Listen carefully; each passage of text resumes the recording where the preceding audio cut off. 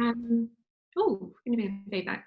The National Research Director for the CSF Network and the UNSW Research Director as well. So for those of you who aren't familiar with CSI, there are three of us. There's one at University of New South Wales, one at Swinburne University, and one at University of Western Australia. What kind of unites the three centres is a mission around addressing inequality by working with all different sectors, from government to industry to not-for-profits and everything in between.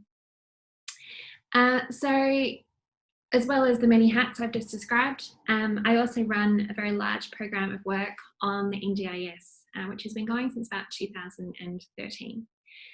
So my colleagues and I, in various different collaborations and formations, have been looking at implementation experiences from the very kind of top of the scheme right down to the bottom in terms of participants.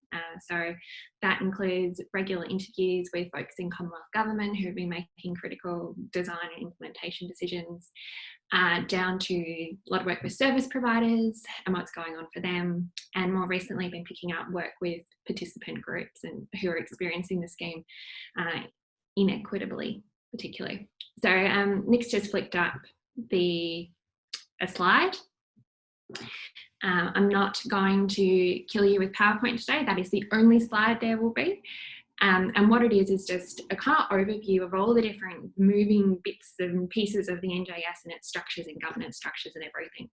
And I always chuck this slide up just because I think it can sometimes help when I talk about different parts of the scheme, as I'll be moving sort of through different bits of it. And also if people aren't familiar with it, it is a very complex beast. So it helps to have that there as a reference. Now, I want to say that I am going to tell some bad news stories today, and I want to preface that with a few things. So firstly, my job as a researcher, at least in this space, is to find the things that aren't working well and think about how it is we can fix them. So be a little bit of a negative bias in my work. I really want to emphasise that there are a lot of success stories in the NDIS. There's lots of people whose lives have been transformed. It's what's really consistently coming out in research we do with the disabilities sector specifically, is that there's a real belief in the NDIS and that things are continuing to move in the right direction. Also, you know, the NDIS has really changed, I think, how disability is talked about in Australia, and it's changing our ideas about what it means to live with disability. And I also want to emphasise that we have something very rare in the NDIS, which is bipartisan support for a policy. It's quite unusual, if not wholly unprecedented, in Australia, that we would have a government that didn't legislate a policy or design it to pick it up and begin implementing it. And you know, there have been some challenges with that, but here we are, and I don't think that we should lose sight of what an achievement that is. The NDIS is also, like, really is a beast of a reform. So I've spent my career looking at different large-scale reforms, and to start, just say up front, you know, they never go to plan. Things always emerge that weren't expected, and things like politics always get in the way and change things and have to be managed. So I do find that, like, with most of these big reforms that I look at, people are often willing to call failure on a reform far too early. When in fact, these are always going to be 10, 15, 20-year kind of endeavours. So I think in the context of the NDIS, you know, the scale in terms of time was perhaps not really well understood to anyone at the start. So I just want to say up front, get it out of the way, the NDIS has not failed. I do not believe we should scrap it. I think we're just in the mess of implementation that often is. So they're my caveats. I just want you to hold on to all of those things while I talk through all of these challenges and to stop us just getting completely negative about it. Okay, so what I'm going to do is try and give a snapshot of all the different bits of research and what's going on in the scheme. I'm always aware that, you know, when it comes to the NDIS, it is quite frankly getting too big and too complex for any one person to hold all of it in their head anymore. What I usually find is that someone else in the room will know the detail about the bit that I don't know, and we'll see how we go with the tech in terms of enabling that discussion in the Q&A afterwards. So I'm going to kind of talk through the scheme, and then we'll move to a big Q&A discussion. What I'm hoping to achieve is to give you all a bit of context for different experiences or things that you've seen in the scheme and been frustrated by, or have wondered, why is that happening? And most of them I can link back for you to some key decision makings and implementation, or parts of the governance structure or the system, and how they're working. So if everyone's ready to get cracking. Now we're going to do this funny thing where Nick, our comms director, is actually hosting my slide, which, sorry Nick, I can only actually see part of my slide. There we go. So we're going to start really with the left-hand side and shift progressively to the right-hand side of the slide. Thank you, Nick, for pointing there. So I'm going to start with some decisions that were made around in the Commonwealth Government at a very central level. Because there is actually a host of decisions that happen there fairly early on that have flowed through the scheme in unexpected ways and continue to kind of rebound and have repercussions. And not all of those were super public or super well known, so it's a good place to start. One of the really big influences on the scheme that happened under the Abbott government was a staffing cap was put on the Australian Public Service. It wasn't explicitly put on the agency, the NDIA or the NDIS, but they got captured within it, and to a certain extent the new regulatory body for the NDIS has also been captured in that. What that means is that there's just been huge strain on the NDIA right from day one. That was particularly the case when you kind of combined that staffing cap with those really big targets that were put in place as a kind of, political thing at the start of implementation by the coalition government. And look, we're still experiencing that in terms of there are large numbers of people still coming into the scheme, and now we're also compounding that with plan reviews and whatnot. The second thing that happened up in that sort of government box, if I can't see if you're circling it, Nick, I'm going to trust that you are, is under the Abbott government and under Abbott government leadership, the local area coordinators were contracted out. So originally, if you go back to what I call the blueprint of the NDIS, which was the big report put together by the Productivity Commission that outlined its design very thoroughly, that position was located within the NDIA. So I tend to describe LACs as the glue in the system at the local level that kind of connect people and services and generate innovation. What we've seen in the contracting out, and in some ways that's probably an advantage of having it contracted, is that this is transparent and we wouldn't actually be able to see it if it was all still sitting within government, is a creep in the amount of time that's expected in terms of planning activities. So planning in the original design would have been something that was done by the NDIA, which is the chief implementation and oversight body for the NDIS. Now, when you look at those contracts, around 80% of LAC's time has them as planners. When we talk to them, they tell us it's more like 98% of their time is spent planning in practice. So we don't actually really have a LAC role in the scheme anymore in that glue in the system type function that was described in the Productivity Commission blueprint, and also that was picked up and taken from that original WA model. And there are a lot of consequences to that, which I'm going to kind of talk through how they flow through. The other challenge that we now have because of that contracting out is that when you raise issues about LACs not doing what they're originally meant to be doing, which is increasingly happening, is that it's now seen as a contract management problem. So the accountability for LACs now sits in a really instrumentalist way within the contracts between the National Disability Insurance Agency and individual organisations. So this is an issue when you've got this really important key feature of the scheme that was about helping it run smoothly, and there's no real ownership of that role anymore. The other thing that we know from a public policy point of view is that when we outsource things out of the public sector, they become intractable. So we're not now going to see LACs come back in under the NDIA umbrella. and we're going to have to find other ways to improve the oversight of LACs and their functioning within the scheme as well. The other highly influential decision that happened at that far left-hand side of the diagram up in central kind of government was the use of in-kind funding. And this is one that isn't as well known, or certainly wasn't as well known early on. So the use of in-kind within the scheme is a way of managing the transition from the old state systems to the new NDIS. I mean, it was a way of managing the financial complexity and handover of going from a decentralised system that sat across all the states and territories to one held by Commonwealth government. And when you look at it from that lens, it makes sense. It was a tool that enabled those finances to shift and is continuing to do that.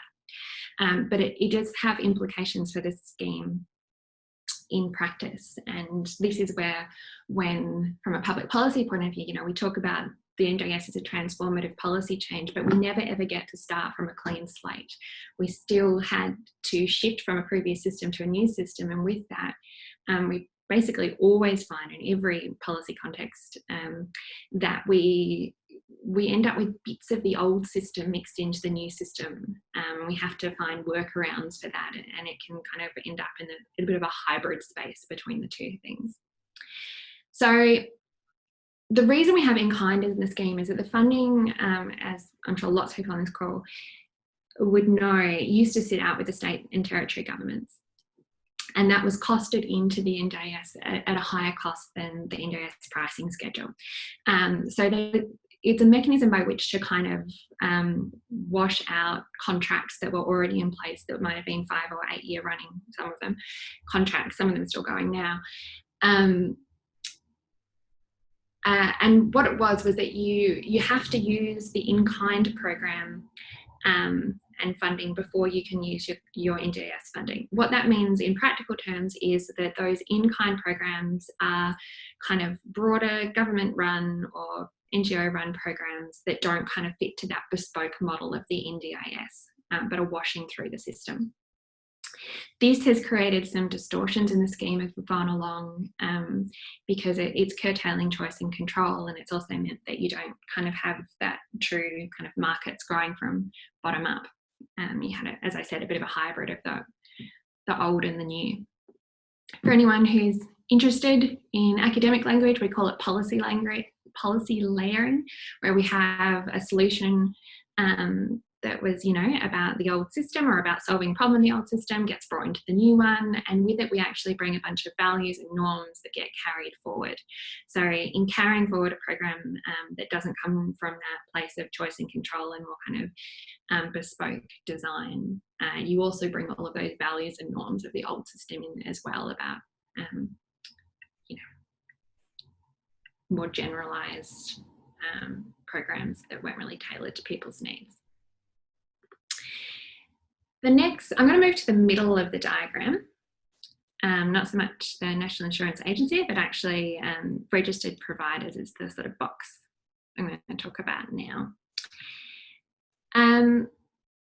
So CSI undertakes the NDS's annual market survey. We did, the last data collection was in October last year. I'd recommend jumping on the CSI website and pulling up our big long form report. We cover everything in that, from financials to workforce challenges to attitudes to policy change, and it's very rich. I'm just going to pull out 2 issues from that report to talk to you today that is kind of presenting challenges our providers are struggling with in that part of the scheme. So the first is around administrative burden. What we found through the NDS survey is that there is just a huge amount of work being done by providers to help individuals and families navigate the scheme. Again, this links back to that decision around staffing caps in the APS. This is something that is actually technically the role of the NDIA, but with the agency under pressure, it's really been left to providers to pick up, and advocacy groups and organisations as well. Personalisation approaches, which is the kind of broader category that the NDIS belongs to, have been criticised internationally and other places for the way that they really push administrative burden out of governments and onto individuals. What's a bit different, I think, about what we're seeing with the NDIS is that a lot of that administrative burden is falling very heavily on providers and has been since the start of the scheme. They're in a position where they're changing their business plans, they're upskilling not just their own staff, but they're helping participants understand the scheme, their families, and actually sometimes translating the scheme to the general public as well. I would like to say that's something that we'd see reduce over time. Given we've been tracking it for a couple of years now, it isn't changing, and it is adding to the financial burden of the sector as well. Which brings me to my second point, is that we have consistently found that providers aren't coping well with the pricing arrangements. And I'd say that that is exacerbated by the amount of uncosted administrative work that they're doing, helping people understand and get what they need from the scheme. We did see a price lift last year, and the survey we did late last year showed that a lot of providers have been finding those changes have really helped. So that's some really good news. But still, just over 53% of organisations made a profit and felt financially sustainable in the last financial year. So that's still half the sector with a sustainability question over their operations. The question about pricing, sorry, I didn't turn my phone off. You're going to get my message pings. The question about pricing is twofold. So there's this part to begin with about, well, what are the prices? And there will always be a lot of dispute over that. But the second, and I think probably much more important part, is who's deciding the prices. So the international literature suggests that a centrally set price and targets are really problematic. They don't account for variations in context where there are really different needs and different service costs to deliver. If we think about that, services are going to cost far more to deliver in a remote or regional area than they are in Sydney and Melbourne. To translate that over, in some of those kind of UK contexts where schemes like this are a bit more developed, what they've done is created a degree of price discretion. So at the local level, you have a bit of pricing flexibility. To translate that over into the NDIS context, that would mean something like local NDIA officers would have some degree of pricing discretion. What that has allowed in the UK is to adjust for where things just cost more to deliver. But it's also enabled things to happen like supporting a bit of innovation that you see happening locally that's really important, or bridging an organisation that needs to reorientate, and in that particular community we can't afford for that service to fall out of the market. So you can kind of use a bit of pricing flexibility to help close that gap and keep them in there while they transition. The other thing that we're starting to see, and we found just in the second wave of the survey last year, is around the kind of rate of reform within the NDIS itself. So, we're at a point where we have had quite a large number of successive smaller reforms within the big reform that is the NDIS, which are all in response to different problems that are emerging and other sort of drivers, some political and whatnot. Now, when we look at best practice internationally in public policy, and here in Australia, always it emphasises the need to be adaptive, and adaptive governance, adaptive management are things that get talked about a lot. What it essentially boils down to is that we change things in response to the environment because we didn't foresee them to begin with, or because the environment is changing. It was always unlikely that something as big and complex as the NDIS and the kind of full system changeover that had to happen. I'm so sorry about that ding. I reckon Rhonda's pulling her hair out at me right now. So we had that full system changeover we could never really accurately and precisely design all of that before implementation, although, you know, the Productivity Commission original blueprint was a really, really fantastic effort at that. But also, you know, implementation rarely, if ever, actually proceeds as intended. So things are always going to cut, and we need to be able to change and adapt to them. If anyone's interested, a few years back, maybe 4 years back, Peter Showgold wrote a big report on the importance for adaptive governance and adaptation in policy. So we do need to have this kind of adaptive ability within a large policy reform. We need to be able to shift in response to things that are emerging. The challenge that's coming up in the NDIS, though, is how do you actually ensure that that change is done in a way that's effective and doesn't create sort of undue turbulence and confusion for everyone involved. And we have been tipping towards, it seems, that space of just there is a lot of chopping and changing, confusion, and rules are, you know, changing, and people are telling you different things, and it's making the system really hard to navigate, both for participants and providers. So we want adaptation, but these changes have to be really effectively communicated. What we're certainly picking up from providers is that that isn't happening at the moment, and I'm imagining participants feel much the same way. We're also seeing that a lot of that is actually being precipitated by the NDIA itself, who is giving quite inconsistent advice out of different offices and different parts, which suggests that actually internally those changes aren't being super well communicated either. And it's just making a really hard system for everyone to navigate.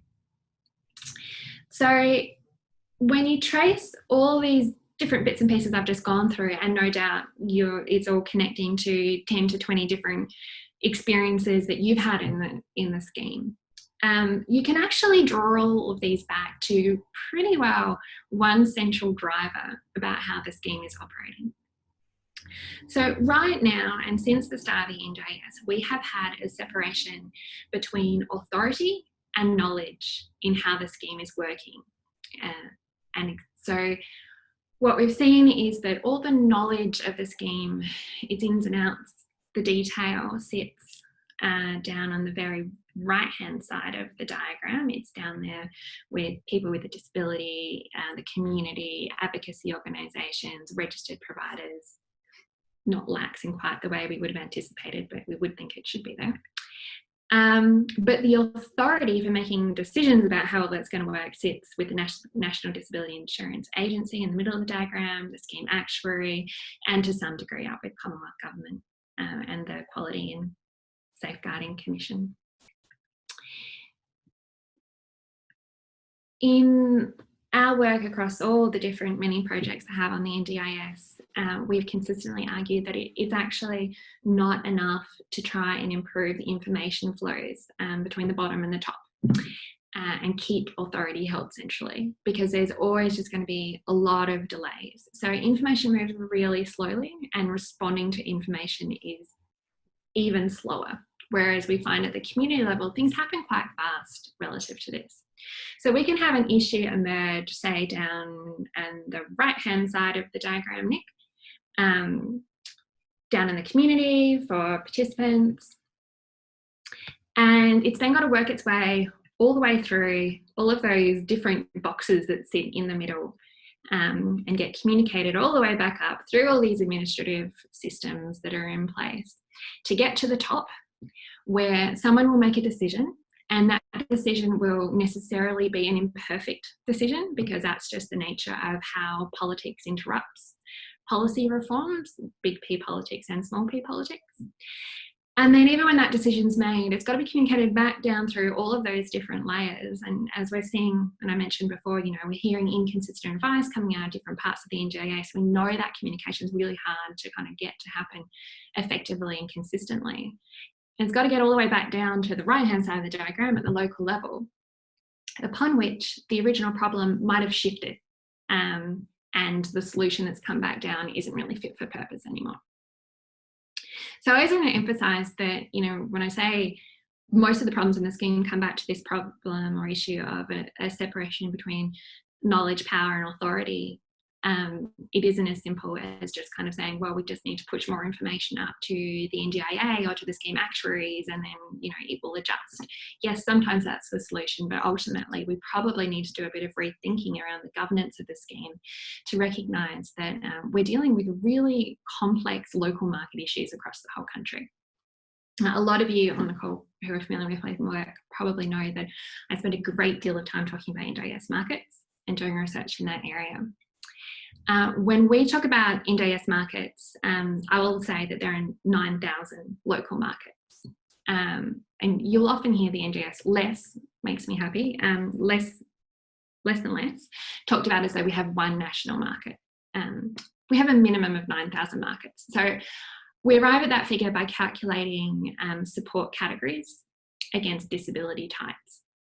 But that's actually just the baseline. There's much more complexity to that, because then we have to overload geographical elements. So, you know, some markets, like social supports, you know, have a geographically bounded component to them. And then people also have multiple disabilities. So in practice, we're actually looking at many more than 9,000 markets. It is completely unreasonable to expect one body to manage 9,000 local markets that are actually all operating under different conditions and different market rules, and figure out what market problem is happening in what area and what the way to address it is. So I'll often talk about that we have to recognise that market stewardship is something that occurs at the local level, and we need to find ways to support that if we want to iron out a lot of the challenges we're experiencing in the NDIS. I'm just going to finish up by talking really briefly about the flow and effects for participants, and then we'll open up to questions. I imagine that there are people on the call who are very well versed in how people are experiencing the NDIS, and it isn't honestly the focus of a lot of my work. But what I can say is that these types of issues I've just gone through around the governance and the structure of it probably contextualise a lot of what you might see down at that participant level. So just to give you a few examples, you know, that staffing cap that Nick sits in the green box in the middle, National Disability Insurance Agency, yeah, and to some degree also up in the orange box, the NDIS Quality and Safeguarding Commission. You know, that's where we start to see delays in plans, delays in plan review, that kind of big backlog of complaint handling that was going on, or people not feeling like they can push their complaints through the system. It's what's generating administrative burden on individuals, confusion about the rules in the scheme are at any particular point in time and how they keep changing, and people being given different answers at different places and times. If we go back to what I said around LAC outsourcing, so the LACs are the yellowy box in sort of in the middle, thank you Nick. That was a role that was going to help services develop new programs, link people up with what they needed, you know, that glue in the system. In practice, we're seeing participants doing a lot of that role themselves, or advocates doing that work. LACs are trying to do some of it when we talk to them, but it's happening on the fringes of their work because they're just so caught up in planning. And they also haven't been able to build up that kind of bank of local knowledge that they need. And for people sitting kind of, you know, in advocacy organisations, information organisations, providers, are probably even experiencing that LACs are referring participants on to them to answer questions that we might have originally thought would sit in a LAC role. In kind that I talked about in that swap over between the state and Commonwealth ownership of the scheme and change to personalisation, that's reduced choice and control down for participants. It's starting to wash through now, but I think COVID could be a bit of a disruptor to that. We'll have to see how that plays out. And pricing, the issues with pricing that I've talked about is, you know, where that ultimately falls is that providers fall out of the market, and then we get less choice and control for participants, or that services actually become highly transactional, all of which is against the kind of original vision of the scheme. One of the things that I've become particularly concerned about over time is the equity within the scheme. So the administration of the scheme is so complex, and I think, you know, most people's experience of that is that it's becoming more and more complex administratively, not more simple. It's requiring just these huge amounts of skills and resources, and in some instances, like your social networks and connections as well, to be able to get into the scheme, to get heard, to get what you need from it. And these are not skills, resources, and networks that are equitably spread across the population. So there's this real risk that the NDIS is working better for people who have these resources than people that don't. And we really need to make sure that this is not a scheme that is just for the middle class. So we released 2 pieces of work on that. The first was led by my colleague Eleanor Melbourne, also at CSI.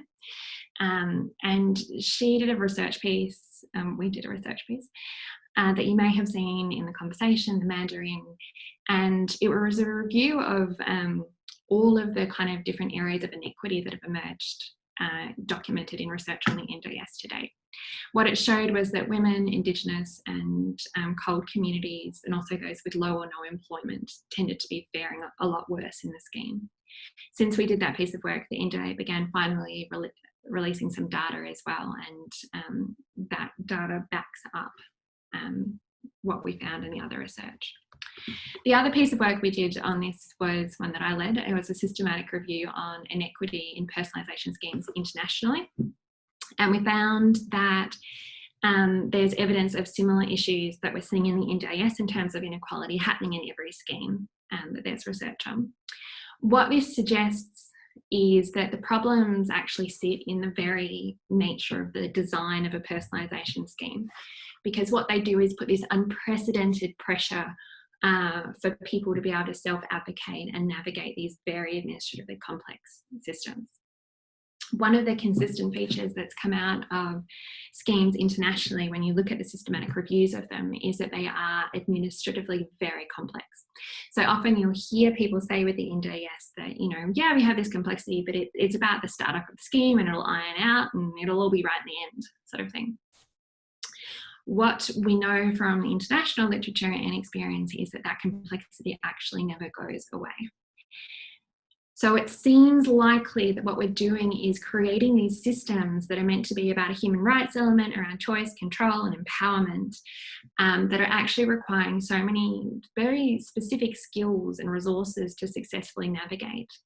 And what we see is that the differential benefits people are able to derive from the scheme are reflecting the sort of differential benefits of the distribution of those schemes, of those skills and resources across the population. What we can also see that in things like in the NDIS, where people have been given access to an advocate and suddenly their support package triples or quadruples, which shows us that, you know, there's an element there in you know, knowledge and practice of self-advocacy and navigation of the scheme.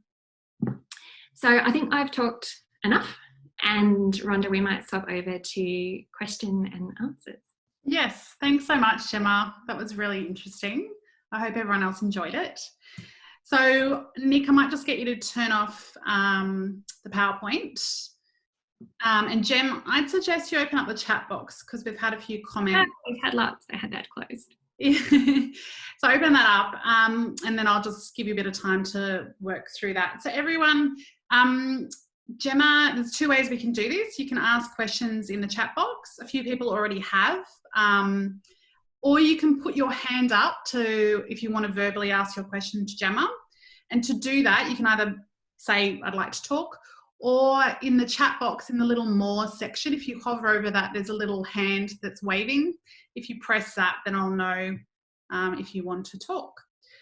Should I just go through some of the ones that are in there? Sure. Yeah, go for it. So I'll start with Stephanie Graham, your question on the burden on providers as a result of the LAC role not being what it originally was mapped out to be. The burden on providers is huge as a result of that. They are picking up a lot of what the LAC role would have been, but it's also falling on participants as well, who are having to kind of make the connections between services and work harder, I think, to make the services be what it is that they actually need, whereas that kind of innovation generation was originally in the LAC role. I think it's a big part of the administrative burden that's falling on the sector as well. And certainly my conversations with advocacy groups and particularly like information provision organisations, they're finding that they are getting a lot of what should have gone to LACs, but they're actually also getting LACs calling them to ask them questions that LACs would have originally been meant to know in the design of the scheme. So do you want me to ask the questions, Gemma, just so everyone knows what they are? Good idea. Yeah, there's so many comments, which is great. Everyone else can open up the chat function too if you want to see these questions. Gemma, from... Summarise that question, that's a lot. Some are really technical. So there's a question about support coordination and how important it is. And yes, support coordination is something else like the LACs that's fallen away. I think last time I was looking at that, I think you had between 9 and 18 hours of support coordination in your plan per year. Sorry, I'm just getting to the other end of the question. I have lots of things I could say about, but what is the actual question? Opinion of ever-changing policy cycles and role of support coordination. Look, you know, I think we might see, like I said, we've got so many waves of small reforms within the larger reforms that we might see some that improve support coordination. I think that would be a really important one, just like I think turning LACs back into LACs is really important to making the scheme work. You know, the support coordination is again something it's falling in the gaps because providers aren't necessarily able to afford to pick that up and fund it. Families are ending up having to do it. And also when I talk to people working in legal aid, that's where we see some of the pointy end of there not being support coordination, where, for example, somebody who might have complex behaviour challenges has been left with a gap between services, and in that gap something's happened. They've ended up in the legal system, and then it creates another whole set of challenges around that. So I do know that from the legal aid folks that I talk to, they never used to have any people sort of, I don't know what I'm sure, they didn't have a lot of people coming out of the old disability system, landing, sitting in prisons and jail, needing legal aid. And there was a real ramp up of that when the NDIS came in. So the risks around not having support coordination, I think, are a lot higher than is necessarily recognised by, you know, the actuaries and people thinking through the pricing structure, which is where that flows down to create that issue. Another one here from Russell. Would governance and services be better in the NDIS if the Productivity Commissioner's recommendation for a large funding pool for the NDIS, i.e. independent of government budgets, had been implemented, or would that have made the scheme actuary role even more influential, distorting? I think that could have gone either way. I think Russell, who I know, I can see you, hi Russell.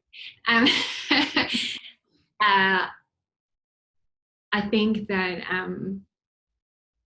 that brings us to that point that I didn't talk about, which is the amount of control the actuary has over the scheme. You know, it is unprecedented to have one individual or one small cluster of individuals having so much power in a scheme.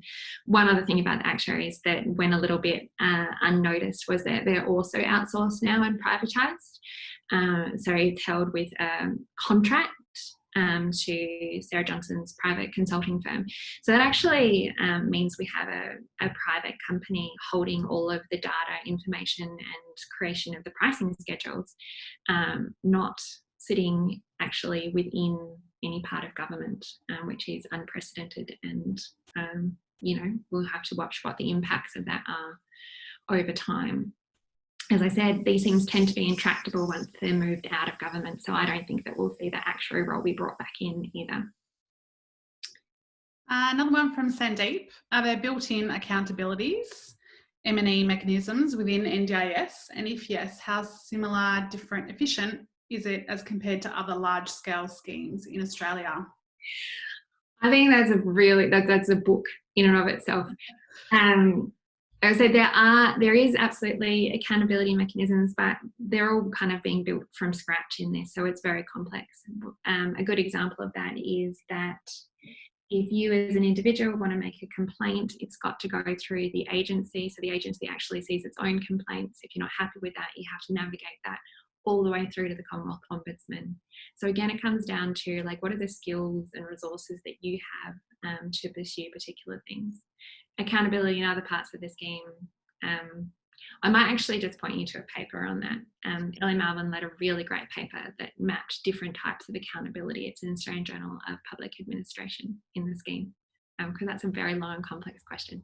In terms of how it relates to other systems, again, it's probably too complex to go into because there's so many different moving parts to the NDIS, a lot of which is unprecedented because it's a completely different way of working and delivering services. So. The next question I can answer, do we get a recording of this afterwards? Yes, you do. It's all being recorded and we'll send it to you soon. Not straight away, but in the next week or so. Gemma, another one from you. Some people are asking a few questions, so I just want to make sure everyone has a go. So I'll just get to some new questions. From Chris, do you think it would be worthwhile for the Q&S Commission to consume and oversee the previously state-run community visitor schemes? That's a really interesting one, and I'm not a regulatory scholar, so I'm probably a bit hesitant to comment too strongly on it. I do think it is a little bit strange to be separating out the regulation of different parts of the scheme to different bodies, and I'm not really clear on why that didn't get captured up by the Quality and Safeguarding Commission. My sense and was in the position to give some very early advice on the structure of all these different processes and pieces of it.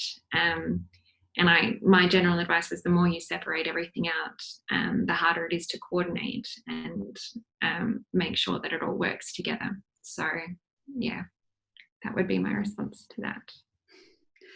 I've got a really long question here from Angela. Bear with me. Is there a mechanism by which participants can input on particular procedural issues they see as not working? I think participants are so well placed to identify some of the inefficiencies created by the bureaucracy of administration. I am aware of frustrations with the scheme for remote participants who experience many computers saying no moments where wastage and a lack of practical considerations are creating bottlenecks. Given how precious resources are, how can efficiencies be implemented sooner rather than later?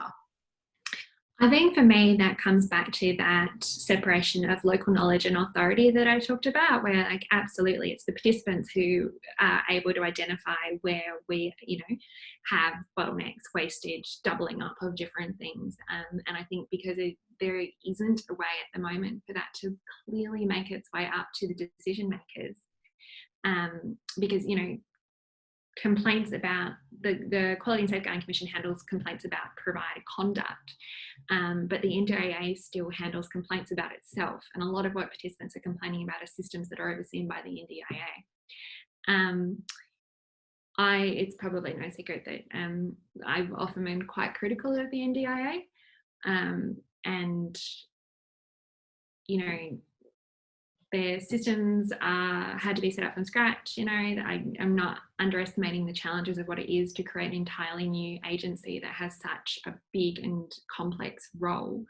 But I also would say that, we can see that there isn't a sort of collating at where the common experiences and challenges are with the agency itself. As much as we would like to see. I think, at one point there was a backlog of 600 complaints being made a week about the agency.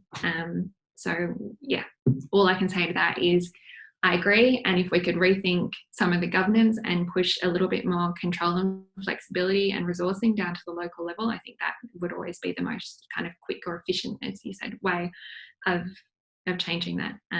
I say that in every room that I talk about at the NDIS, from the small quiet ones through to the big audiences like this, and I can only hope that in time something shifts.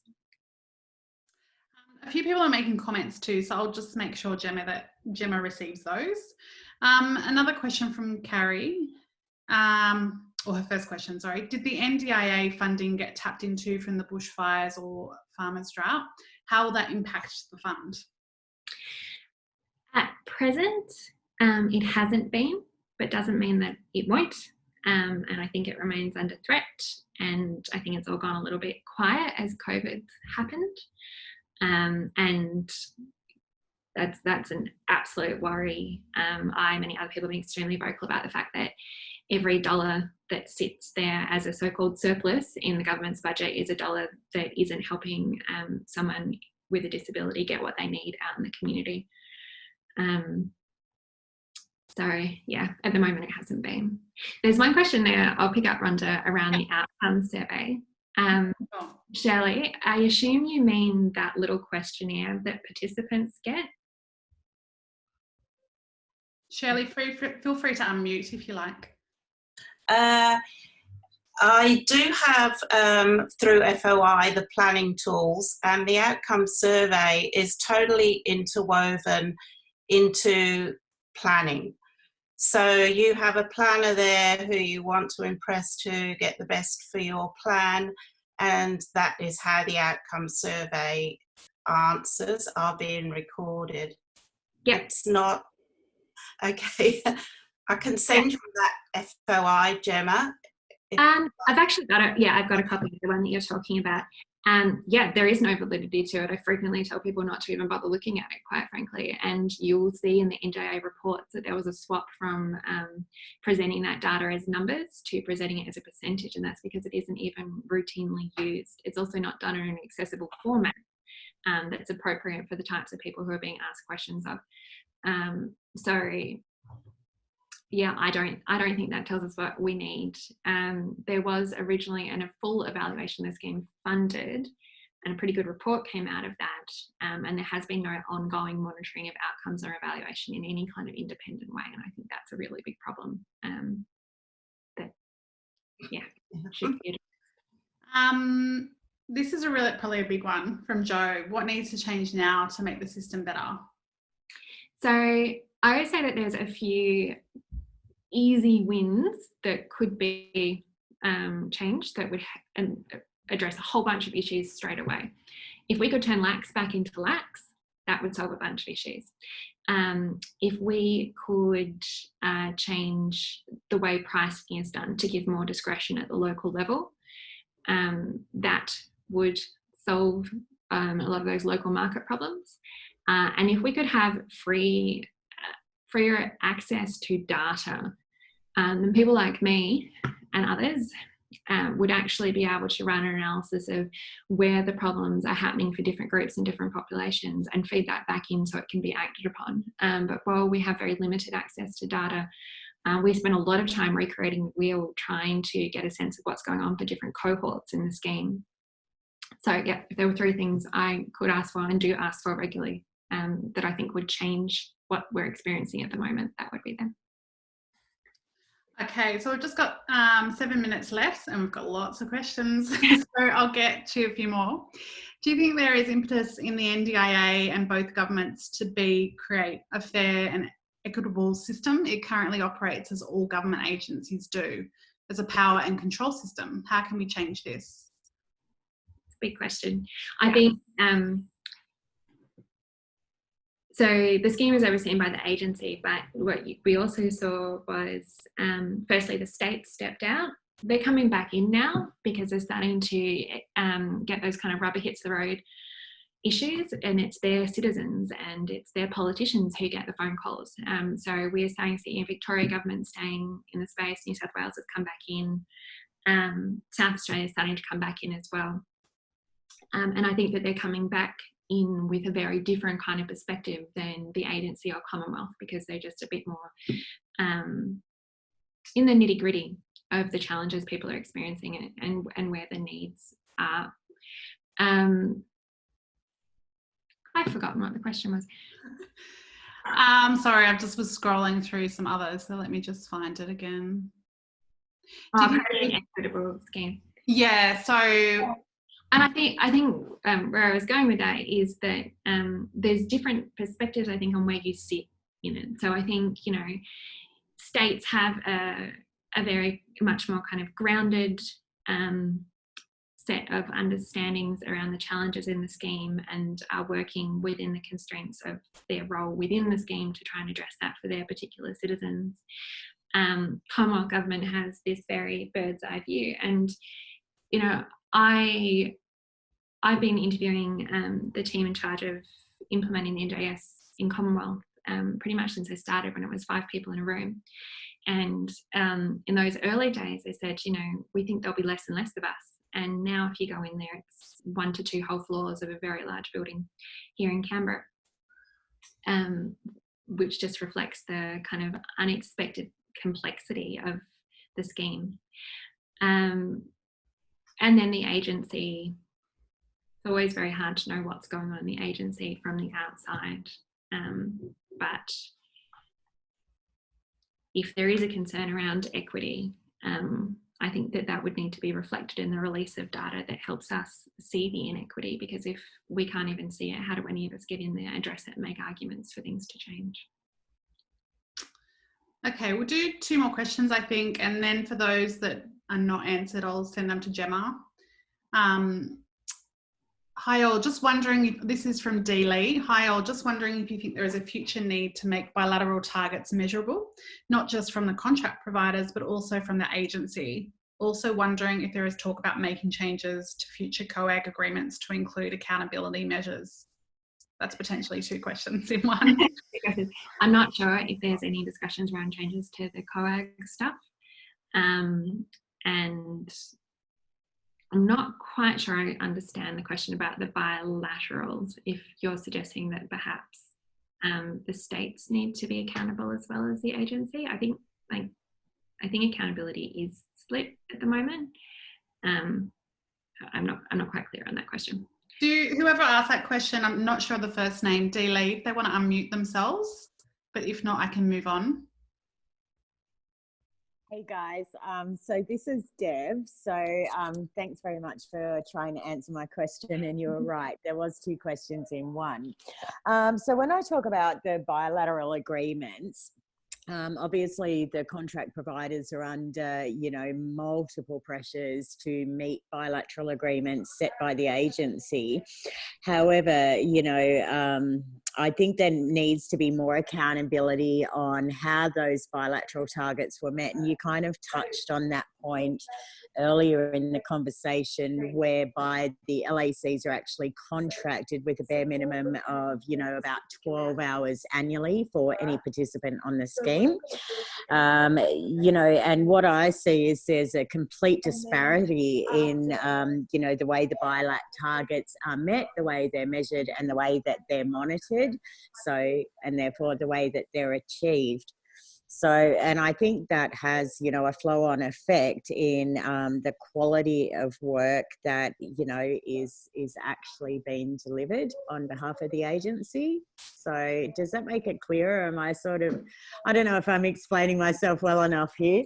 Yeah, no, it does. And I think it falls into that same thing around where you've got something that's now just become a contract management issue. So how do you actually make sure that in contract management you're getting them to do what you need them to do, just kind of passing it down the line? And, you know, in some ways it's a way of dodging responsibility when it becomes contract management, which is one I think I've never been a very big proponent of the fact the likes were outsourced for that exact reason. Yeah.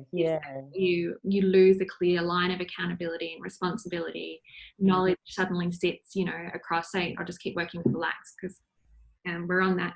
But, you know, knowledge of different LAC practices is now split between all these different contracted organisations, for profit, not for profit, across a country. Whereas originally in the design, they would have sat in the NDIA, and all of that local knowledge that they're meant to have, or, you know, or you could at least say to the NDIA, like, right, NDIA has control of the LACs and therefore they can start to reorientate what they're doing. And that's much, much more difficult. Now we've brought so many different parties and cross-sectoral kind of gaps and practices into the mix.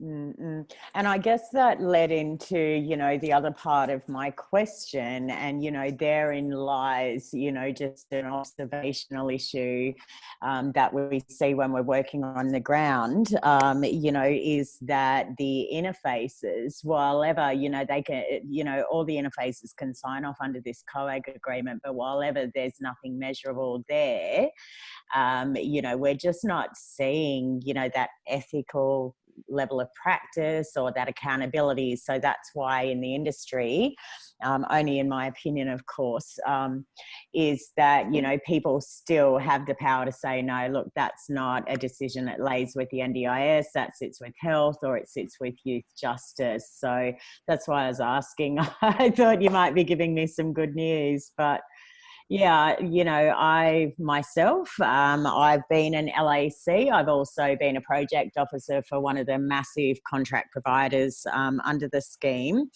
And, you know, one thing I see that needs further work is the COAG agreement. And I just thought, you know, it could be in the near future, but I guess not. Time will tell. That would be an interesting conversation anyway. Thank you, Deb. We'll just move on to one more question. So now that the NDIS has released some data, this is from Jane, is there any published analysis of differences in allocated plan funding between regions?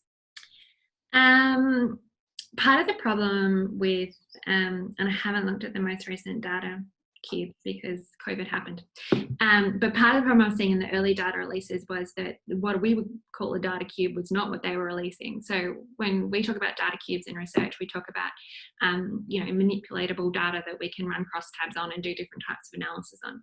What we were actually getting was very, very high level statistics in a more of a report form that doesn't really tell us or enable us to play around with it in that way to unpack what might be going on.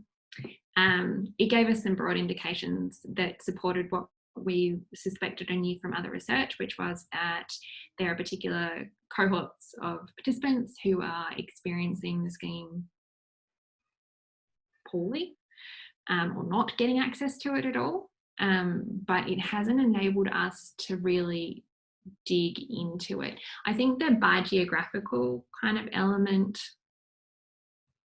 actually I don't think size of plan, no, I think that is in there if you have a look back at some of the data releases, but it's just not granular enough for us to really work with. Okay, someone's just asked if we can have another webinar. I've got 20 to do in the next 5 weeks. Not sure that's going to be viable straight away, but I'll talk to Gemma because there's loads of questions. And as I said, I'll get these to Gem and all the comments as well. There's been a lot of discussion, which is really a great thing. I think we'll wrap it up there, Gem. Sorry to everyone whose questions I couldn't get to.